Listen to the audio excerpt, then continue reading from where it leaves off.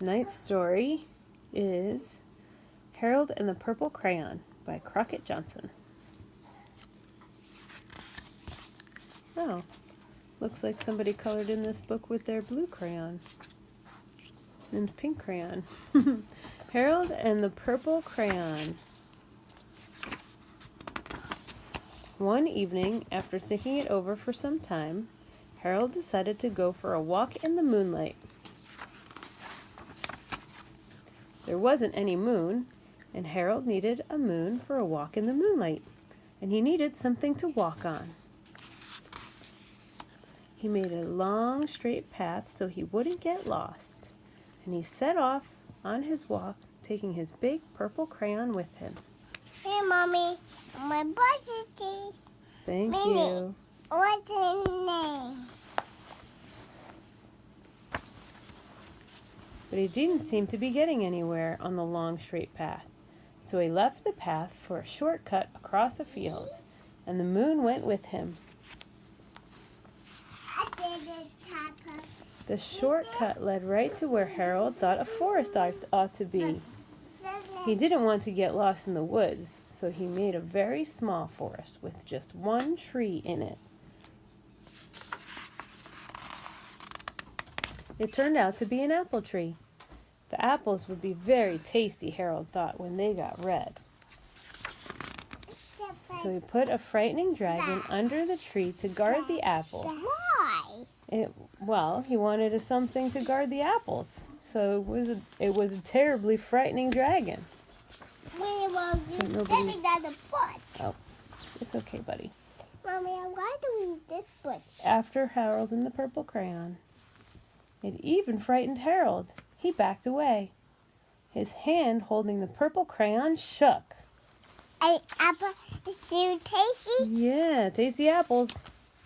Suddenly, he realized what was happening. But by then, Harold was over his head in an ocean. Ocean. Yeah. Ocean. He came up thinking fast. And in no time, he was climbing aboard a trim little boat. That's the moon. And that's moon. Mm-hmm. He quickly set Now sail. moon. Yeah, that's the other moon. And the moon sailed along with him. After he had sailed long Now enough, I move. Harold made land without much trouble. Now I move. He stepped ashore on the beach, wondering where he was. I live Yep, that's the moon. Mm-hmm. The sandy beach reminded Harold of picnics, and the thought of picnics made him hungry. Mommy, So he laid out a nice, simple picnic lunch. Mommy, and moon. Mhm.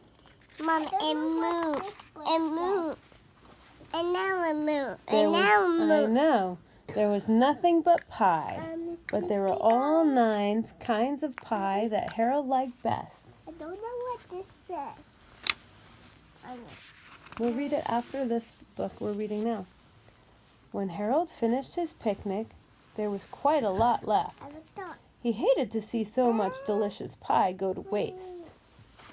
L T L. So Harold left a very hungry moose and a deserving porcupine to finish it up.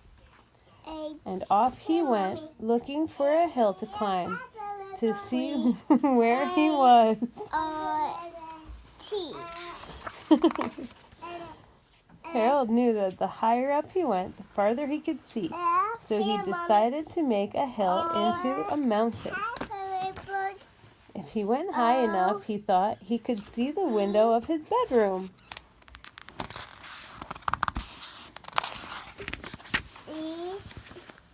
He was tired and he felt he ought to be getting to bed. He hoped he could see his bedroom window from the top of the mountain. But as he looked down over the other side, he slipped, and there wasn't any other side of the mountain. He was falling in thin air.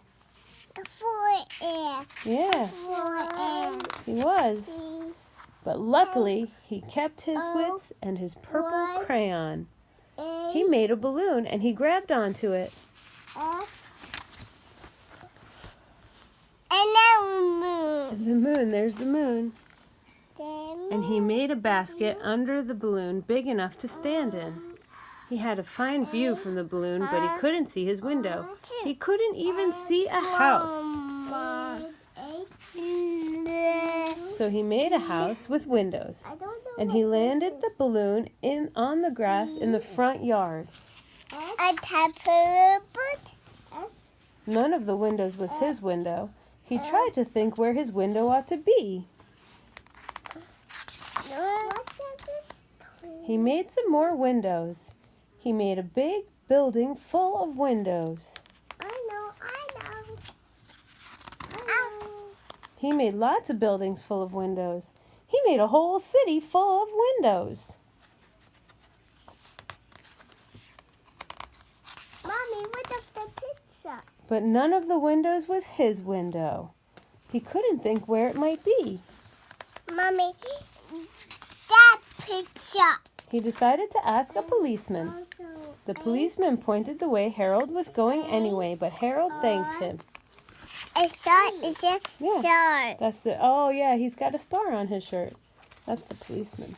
Mommy, I did And he walked along with the moon, wishing he was in his room and in bed. Suddenly, Harold remembered. A moon is a moon. Yep, it's the moon. He's outside. He remembered where his bedroom window was when there was a moon. It was always right around the moon. And the moon. There's the moon. And then Harold made his bed. He got in it and he drew up the covers. Yeah, the moon through his window. The purple crayon dropped on the floor and Harold dropped off to sleep. The end. Good night, everyone. Good night, everyone. Say good night. Good night. Good night. Now tell